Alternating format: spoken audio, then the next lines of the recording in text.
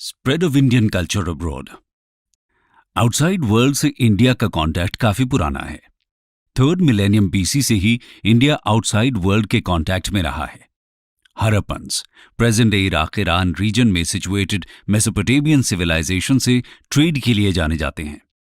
वैसे तो India 3 side से ओशन और नॉर्थ में हिमालय से घिरा हुआ है, लेकिन ये नेचुरल बैरियर्स इंडिया के आउटसाइड वर्ल्ड से कांटेक्ट को रोक नहीं पाए। इंडिया से लोग कई कंट्रीज गए और अपनी कल्चर को वहां स्प्रेड किया। साथ ही वो बाहर की कल्चर और आइडियाज को भी इंडिया लेकर आए। आज इंडिया के cultural influences south Asia, South East Asia, China, Japan, Korea, central Asia जैसे रीजन्स में ज्यादा देखने को मिलते हैं। बुद्धिज्म इंडिया से ही निकलकर इन कंट्रीज में स्प्रेड हुआ। रिलीजन के अलावा Indian cultural influences food, clothing, dance, festivals और डेली लाइफ के कई और एस्पेक्ट्स में देखने को मिलते हैं। इंडिया से स्प्रेड हुए कल्चर का सबसे रिमार्केबल एस्पेक्ट है कि ये वॉर या कॉन्क्वेस्ट से नहीं स्प्रेड हुए। मिडीवल यूरोप में क्रिश्चियनिटी को तलवार के बल पर स्प्रेड करने की कोशिश की गई थी। ऐसे बैटल्स को होली वॉर्स या क्रूसेड्स कहा गया। लेकिन इंडिया के पूरे हिस्ट्री में ऐसी किसी वॉर या जिहाद का जिक्र नहीं मिलता है। रियलिटी में इंडियन कल्चर के दूसरी कंट्रीज में एक्सेप्टेंस इंडियन कल्चरल वैल्यूज पर बेस्ड रही हैं, जो कि स्पिरिचुअलिज्म, टॉलरेंस और रिस्पेक्ट फॉर ऑल कल्चर्स पर बेस्ड थी। इसलिए इंडियन कल्चर्स के जिन एस्पेक्ट्स को दूसरे देशों ने अपनाया, उसे अपने कल्चरल, जियोग्राफिकल और हिस्टोरिकल कंडीशंस को ध्यान में रखते हुए मॉडिफाई कर लिया। अगर बुद्धिज्म की ही बात करें तो हम देखेंगे कि तिब्बत, चाइना, जापान जैसी कंट्रीज में बुद्धिज्म इंडिया से ही स्प्रेड हुआ, लेकिन लोकल कंडीशंस के आधार पर कई प्रैक्टिसेस मॉडिफाई कर लिए गए। फ्रेंड्स, आज के इस वीडियो में हम इंडियन कल्चर के स्प्रेड को डिटेल में समझेंगे।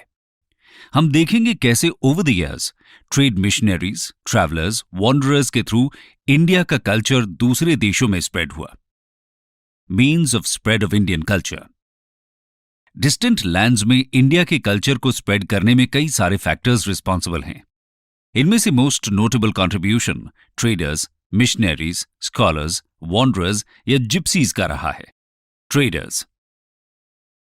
एंशिएंट टाइम्स में इंडियन ट्रेडर्स नई ट्रेडिंग अपॉर्चुनिटीज के सर्च में लॉन्ग डिस्टेंसेस ट्रैवल करते थे। इंडिया के ट्रेडर्स वेस्ट में रोम और ईस्ट में चाइना तक ट्रैवल करते थे। फर्स्ट सेंचुरी बीसी में ट्रेडर्स गोल्ड की खोज में कंबोडिया, जावा, सुमात्रा और मले आइलैंड्स जैसी जगह गए। इसी कारण से एंशिएंट इंडियन टेक्स्ट्स में इन आइलैंड्स को सुवर्ण द्वीप के नाम से भी जाना जाता था।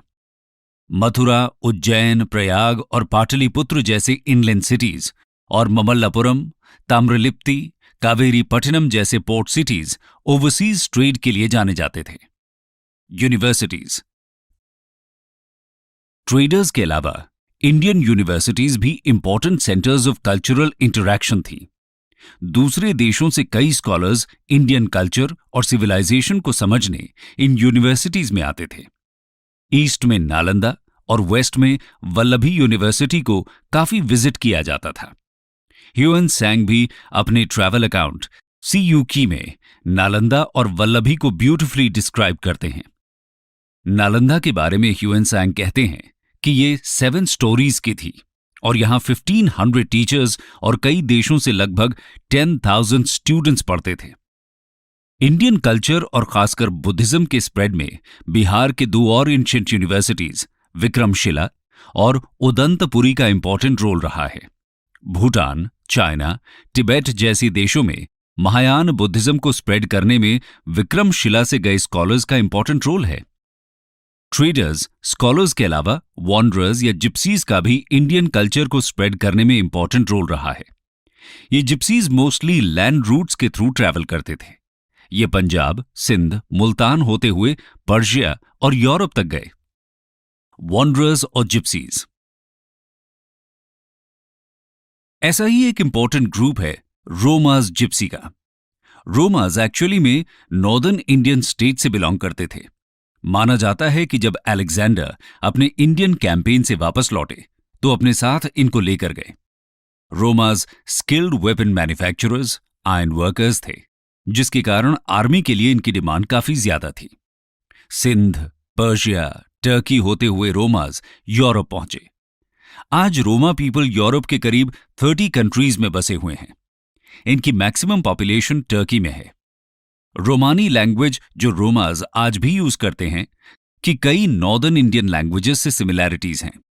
न्यूमरल्स की अगर बात करें तो रोमानी में यक, द्वि, त्रिन, श्तार, पांची बोला जाता है, जो कि हिंदी में 1, 2, 3, 4, 5 के सिमिलर हैं।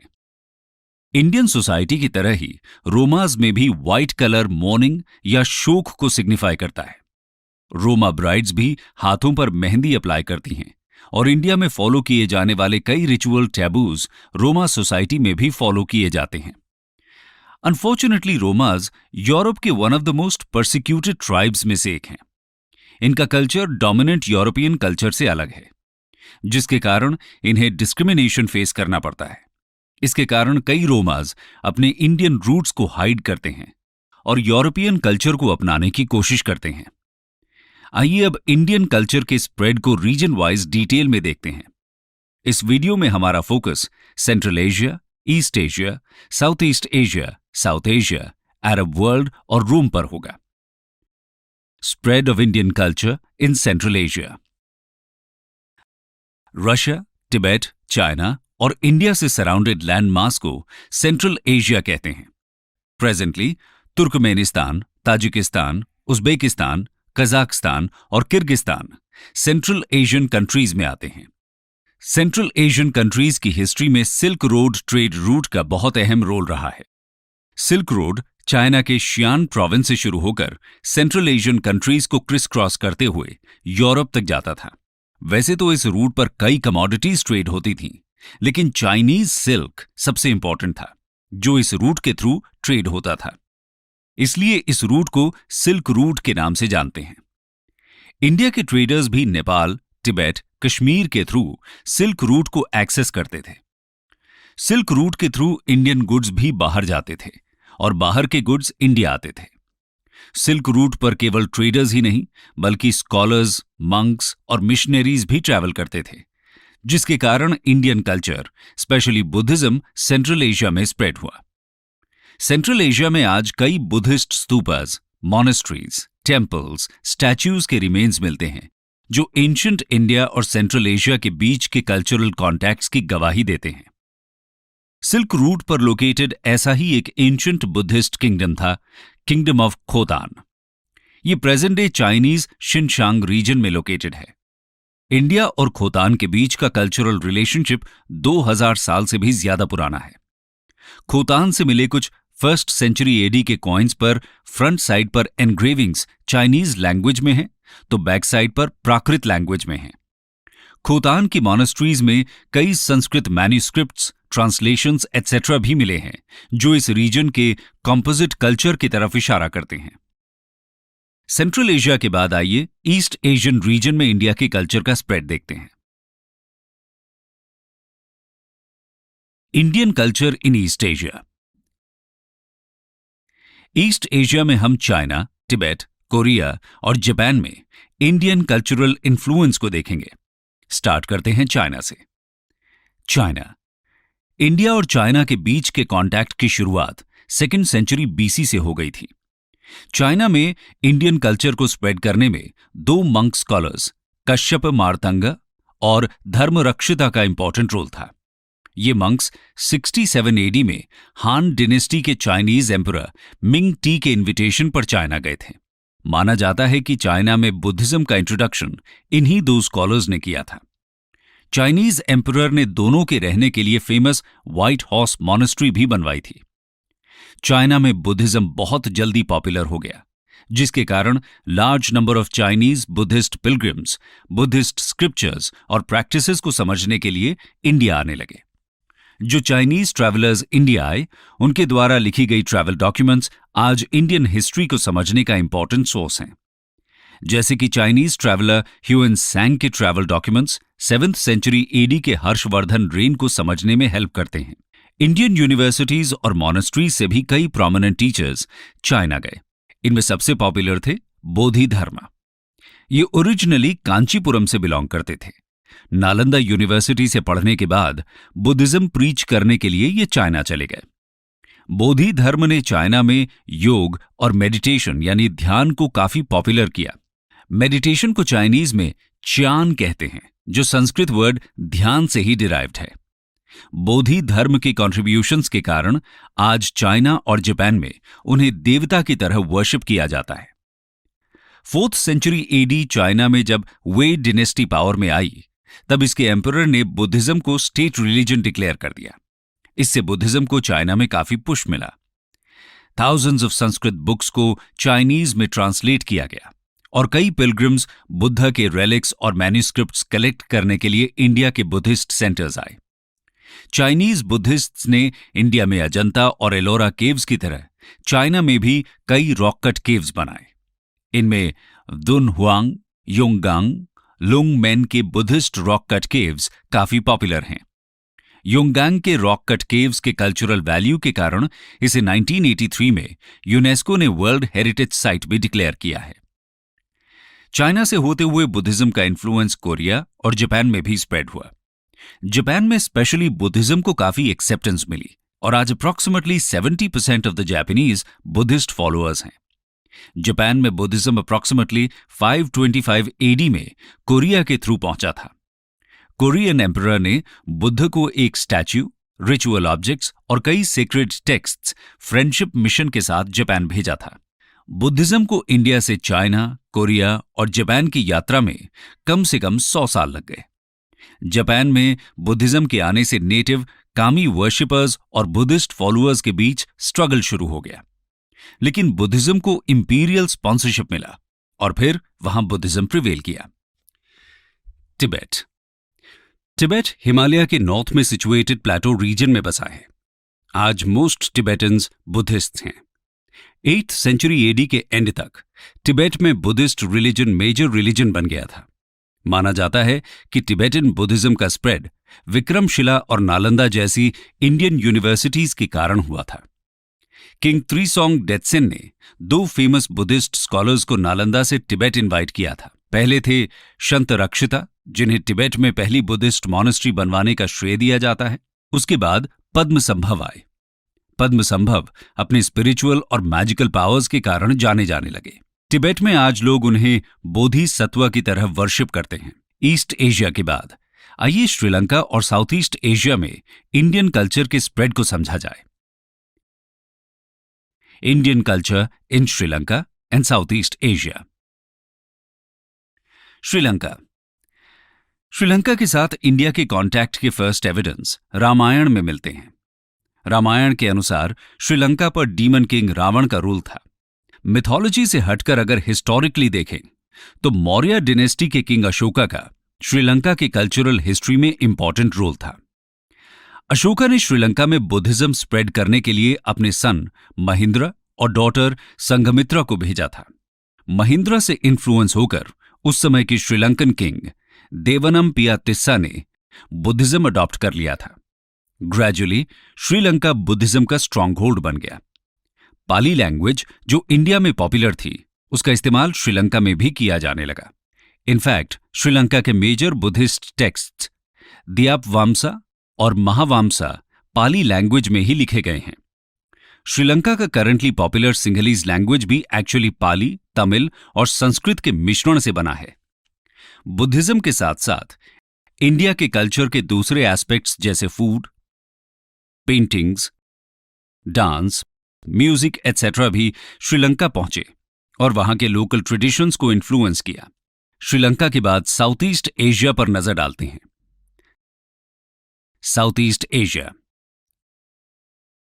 साउथ ईस्ट एशिया रीजन में Myanmar, Thailand, Vietnam, Cambodia, Laos, Malaysia, Indonesia जैसी कंट्रीज आती हैं। इस रीजन पर भी इंडियन कल्चर और कस्टम्स का इन्फ्लुएंस काफी पड़ा है। इंडियन ट्रेडर्स खासकर तमिल रीजन, आंध्रा और ओडिशा से south east Asian countries travel करते थे। कई वहां पर सेटल भी हो गए, इसलिए कई साउथ ईस्ट एशियन कंट्रीज में आज भी सब्सटैंशियल इंडियन डायस्पोरा पॉपुलेशन है। म्यांमार या बर्मा इंडियन ट्रेडर्स काफी लंबे समय से जाते रहे हैं। म्यांमार चाइना के रूट में पड़ता था, इसलिए ट्रेडर्स ताम्रलिप्ति और अमरावती जैसे पोर्ट सिटी से म्यांमार जाते रहते थे। ग्रेजुअली इन ट्रेडर्स के साथ इंडियन कल्चरल इन्फ्लुएंस भी म्यांमार में स्प्रेड करने लगा। 10th सेंचुरी एडी के अराउंड किंग अनिरुद्ध ने म्यांमार के डिफरेंट रीजन्स को यूनाइट किया। अनिरुद्ध ने बुद्धिज्म रिलीजन को प्रमोट किया और कई मैग्निफिसेंट मॉनेस्ट्रीज और पगोडास बनवाए। ग्रेजुअली म्यांमार बुद्धिज्म में कन्वर्ट हो गया और आज वहां 80% पॉपुलेशन बुद्धिस्ट ही है। थाईलैंड में भी Indian cultural influence 1st century AD से ही स्प्रेड होना शुरू हो गया था। इंडियन ट्रेडर्स के साथ टीचर्स, मिशनरीज थाईलैंड गए और इंडियन कल्चरल इन्फ्लुएंस को वहां स्प्रेड किया। म्यांमार की तरह थाईलैंड के लोगों ने भी बुद्धिज्म को होल हार्टेडली एक्सेप्ट कर लिया। बुद्धिज्म के अलावा थाईलैंड में कई वैष्णव टेम्पल्स के भी रिमेन्स हैं, जो इस बात का सबूत हैं कि पास्ट में वहां सनातन धर्म के फॉलोअर्स भी रहा करते थे। कंबोडिया। इंडिया कंबोडिया का कल्चरल और हिस्टोरिकल रिलेशंस 2000 सालों से भी ज्यादा पुराने हैं। कंबोडिया को संस्कृत में कंबूजा कहते थे। कंबूजा में इंडियन ओरिजिन की कौंडिन्य डायनेस्टी रूल करती थी। कंबोडियन फोकलोर में कौंडिन्य प्रिंस को उड़ीसा के गंजाम एरिया का बताया जाता है। वो इंडिया से माइग्रेट करके कंबोडिया बस गए थे और उन्होंने कंबोडिया की फर्स्ट रूलिंग डायनेस्टी एस्टैब्लिश की।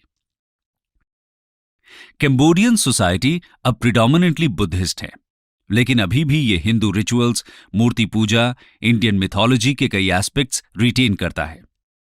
कंबोडिया में बोली जाने वाली खमेर लैंग्वेज भी संस्कृत के शब्दों का भरपूर इस्तेमाल करती है। बाद में Hindu, Buddhist, Indian temple architecture का इन्फ्लुएंस कई टेम्पल्स और मॉनेस्ट्रीज के कंस्ट्रक्शन में देखा गया है। कंबोडिया का फेमस एंकोर वाट टेम्पल इंडियन कल्चरल इन्फ्लुएंस का जीता जागता उदाहरण है। पहले यह टेम्पल लॉर्ड विष्णु को डेडिकेट किया गया था, जिसे बाद में बुद्धिस्ट टेम्पल में कन्वर्ट कर दिया गया। कंबोडिया के बाद आइए इंडोनेशिया और मलेशिया में इंडियन कल्चरल इन्फ्लुएंस पर नजर डालें। Indonesia and Malaysia. मलेशिया और इंडोनेशिया में भी इंडियन कल्चरल इन्फ्लुएंस काफी पुराना है। ये आइलैंड कंट्रीज के कई एंशिएंट रूलर्स हिंदू रिलीजन को फॉलो करते थे। रामायण और महाभारत यहां आज भी पॉपुलर हैं और कई प्लेसेस पर रामलीला का आयोजन भी किया जाता है। मलेशिया के केदा प्रोविंस से शिवा के कई स्टैच्यूज भी मिले हैं। मिडीवल एरा तक इंडोनेशिया और मलेशिया के मोस्ट ऑफ द पॉपुलेशन ने इस्लाम अपना लिया था। इस्लाम अपनाने के बाद भी उन्होंने अपने हिंदू रूट्स को नहीं छोड़ा और आज भी कई पार्ट्स में दिवाली और दशहरा जैसे फेस्टिवल्स धूमधाम से मनाए जाते हैं। मलेशिया के बाद अगर इंडोनेशिया की बात करें तो इंडोनेशिया का largest Shiva temple Java island पर है। इसे पारम्बन कहते हैं और इसके पास ही विष्णु और ब्रह्मा के टेम्पल्स भी लोकेटेड हैं। खास बात यह है कि इन टेम्पल्स के ऑपोजिट इनके वाहनास के लिए भी टेम्पल कंस्ट्रक्ट किए गए हैं। इस प्रकार वहां शिव के वाहन के रूप में नंदी का टेम्पल है, विष्णु के लिए गरुड़ और ब्रह्मा के लिए गूस या बत्तख। इन टेम्पल्स को रामायण और महाभारत के स्कल्पचर से ब्यूटिफुली डेकोरेट किया गया है। पारम्बन ग्रुप ऑफ टेम्पल्स को 8th सेंचुरी एडी में शैलेंद्र डायनेस्टी के द्वारा बनवाया गया था। ये टेम्पल कॉम्पाउंड आज वर्ल्ड हेरिटेज साइट भी है। इसी तरह इंडोनेशिया के बाली आइलैंड पर भी कई हिंदू डेटीज जैसे शिव, गणेश, दुर्गा, बुद्ध के स्टैच्यूज मिलते हैं। बाली आइलैंड में अब भी लोग मेजरली हिंदू रिलीजन ही फॉलो करते हैं।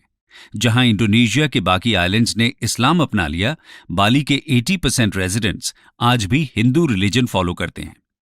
इंडियन फेस्टिवल्स जैसे कि होली, दिवाली, दशहरा यहां बहुत पॉपुलर हैं। साउथ ईस्ट एशिया के बाद अब अरब वर्ल्ड से इंडिया के कॉन्टैक्ट को समझते हैं। Contacts between India and the Arab world. Arab world और इंडिया के रिलेशंस काफी पुराने हैं। इनके बीच earliest trading history Harappan civilisation से ही मिलती है। ट्रैवलर्स और traders West Asia land route और सी रूट दोनों के द्वारा जा सकते थे, लेकिन मॉनसून विंड्स के कारण सी ट्रैवल चीपर और सेफर माना जाता था। समर्स में जब मॉनसून विंड्स इंडिया की तरफ बहती थी तो ट्रेडर्स अरब से इंडिया आ जाया करते थे। विंटर से जस्ट पहले मॉनसून विंड्स अपना डायरेक्शन चेंज कर लेती हैं और ये इंडिया से अरेबियन पेनिनसुला की तरफ बहने लगती हैं। इससे ट्रेडर्स को शिप से अरब जाने में आसानी होती थी। पहले के जमाने में जब शिप्स विंड्स के डायरेक्शन पर डिपेंडेंट थी, मॉनसून विंड्स इंडिया और अरब के ट्रेड के लिए किसी बूंद से कम नहीं था। समय के साथ इंडिया अरब ट्रेड बढ़ता गया और इंडिया के यूरोप के साथ ट्रेड में भी अरब इंपॉर्टेंट ट्रांजिट हब के रूप में उभरा। वेस्ट एशिया के साथ इंडिया का रिलेशन लैंड और सी रूट से काफी पुराना है। वेस्ट एशिया में इस्लाम के स्प्रेड होने के बाद ये टाइज और इंटेंसिफाई हुए। इंडिया और अरब के बीच की फ्लरिशिंग ट्रेड का गवाह 9th सेंचुरी एडी से सुलेमान, अल मसूदी, अल इद्रिसी जैसे कई ट्रैवलर्स के अकाउंट्स में मिलता है। ट्रेड के बाद अगर कल्चरल स्फीयर में इंटरैक्शंस की बात करें तो ये भी काफी पुराना है। इंडिया के कई साइंटिफिक वर्क्स पहले अरब वर्ल्ड में पॉपुलर हुए और अरेबियंस के थ्रू यूरोप पहुंचे। एस्ट्रोनॉमी के फील्ड के इंपॉर्टेंट वर्क्स ब्रह्म स्फुट सिद्धांत और खंड खड्यक को अरब वर्ल्ड में सिंधिन और अरकंड कहते थे। बाद में इंडियन एस्ट्रोनॉमर्स आर्यभट्ट और वरहमीर के वर्क्स को भी अरबिक में ट्रांसलेट किया गया था। मैथमेटिक्स के फील्ड में इंडिया का सबसे बड़ा कंट्रीब्यूशन डेसिमल नंबर सिस्टम था। यूरोपियंस इसे अरबिक न्यूमरल्स कहते थे, लेकिन अरेबियंस इंडिया के कंट्रीब्यूशंस को एक्नॉलेज करते हुए इसे हिंद न्यूमरल्स कहते थे। इसके अलावा Indian books on medicine, therapeutics, astrology, philosophy etcetera को अरबिक में ट्रांसलेट किया गया। अरब वर्ल्ड से इंडिया के कांटेक्ट के बाद लास्टली इंडिया और रोम के बीच के कांटेक्ट्स को देखते हैं। Contacts between India and Rome. Roman empire के साथ इंडिया का कॉन्टैक्ट काफी पुराना है। 1st सेंचुरी एडी में कुशानाज के रूल के दौरान ये ट्रेड काफी फ्लरिश कर रहा था।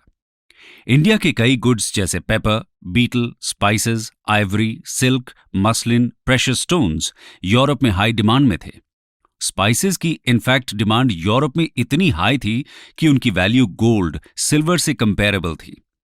रोमन हिस्टोरियन प्लिनी के हिसाब से पेपर और जिंजर यूरोप में इंडिया के अपने ओरिजिनल प्राइस से 100 गुना ज्यादा प्राइस पर प्रॉफिटेबली बिकता था।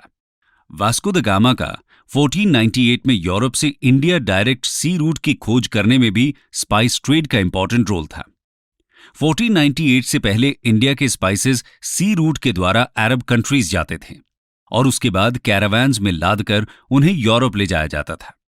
इस तरह अरब्स स्पाइस ट्रेड में इंटरमीडियरीज का काम करते थे, जिसके कारण यूरोप में स्पाइसेस की प्राइस हाई हो जाती थी। स्पाइस ट्रेड से अरब डोमिनेंस को खत्म करना यूरोपियन सी एक्सपीडिशंस का एक इंपॉर्टेंट एम था। बहरहाल रोमन एम्पायर से ट्रेड इंडिया के लिए हाईली प्रॉफिटेबल था। इंडियन गुड्स के बदले में रोमन एम्पायर से गोल्ड और सेमी प्रेशियस स्टोन्स इंडिया लाया जाता था। चोला डिनेस्टी के टाइम कई port cities important trading hubs बने, जहां से गुड्स यूरोप भेजा जाता था। कावेरी पट्टिनम और ममल्लापुरम यूरोपियन ट्रेड के लिए चोलाज के इंपॉर्टेंट पोर्ट्स थे। चोला किंग्स ने अपने पोर्ट्स पर कई लाइट हाउसेस भी इंस्टॉल करवाए थे ताकि शिप्स को कोस्ट पर गाइड किया जा सके। यूरोप से कई ambassadors, merchants south Indian towns में सेटल हो गए। इनफैक्ट तमिल किंग्स की आर्मी की एक टुकड़ी यूरोपियंस की रिक्रूट होती थी, जिन्हें यवनर्स कहा जाता था। इनका यूज स्पेशली मर्चेंट शिप्स के प्रोटेक्शन के लिए किया जाता था। फ्रेंड्स, एट लास्ट अब इस वीडियो की समरी देख लेते हैं। समरी। इस वीडियो में हमने देखा कि कैसे despite natural barriers India ancient times से ही वर्ल्ड के कांटेक्ट में रहा है। ट्रेडर्स, मिशनरीज, जिप्सीज के थ्रू इंडिया का कल्चरल इन्फ्लुएंस बाहर स्प्रेड हुआ। इसके बाद हमने रीजनल लेवल पर इंडिया के कल्चरल इन्फ्लुएंस को देखा। हमने देखा कैसे Tibet, Sri Lanka, China, Japan, Korea में इंडिया के थ्रू बुद्धिज्म स्प्रेड हुआ। हमने साउथ ईस्ट एशियन कंट्रीज को भी देखा, जहां बुद्धिज्म के साथ साथ सनातन धर्म के कल्चरल इन्फ्लुएंसेस भी देखने को मिलते हैं। मलेशिया, इंडोनेशिया जैसी कंट्रीज आज इस्लामिक तो हैं, पर उनके कस्टम्स, रिचुअल्स में अभी भी सनातन धर्म के कई एस्पेक्ट्स मौजूद हैं। इंडोनेशिया में हर साल रामलीला का भी आयोजन किया जाता है। उसके बाद हमने अरब वर्ल्ड में इंडिया की साइंस और टेक्नोलॉजी का स्प्रेड देखा। हमने देखा कैसे decimal number system, astronomy, medicine के कई इंपॉर्टेंट कॉन्सेप्ट्स अरब के थ्रू यूरोप तक पहुंचे। लास्ट में हमने इंडिया के रोमन एम्पायर से कॉन्टैक्ट को देखा। हमने देखा कैसे यूरोपियंस ने अरब्स का स्पाइस ट्रेड से डोमिनेंस खत्म करने के लिए इंडिया के लिए डायरेक्ट सी रूट खोजना शुरू किया। यूरोपियंस के सी एडवेंचरिज्म फाइनली इंडियन के कोलोनियलिज्म में जाकर कल्मिनेट हुआ। फ्रेंड्स, इंडियन कल्चर की सबसे खास बात है कि यह हमें टॉलरेंस सिखाता है। दुनिया में ऐसा कोई भी देश नहीं है जहां कल्चर की इतनी डाइवर्सिटी हो, फिर भी लोग पीसफुली रह रहे हों। इंडिया की कल्चरल डाइवर्सिटी, इसके फेयर्स एंड फेस्टिवल्स को एक्सपीरियंस करने टूरिस्ट्स दूर दूर से आते हैं। हमें भी इंडियन कल्चरल वैल्यूज पर प्राउड फील करना चाहिए और इसे प्रिजर्व करते रहने की कोशिश करते रहनी चाहिए।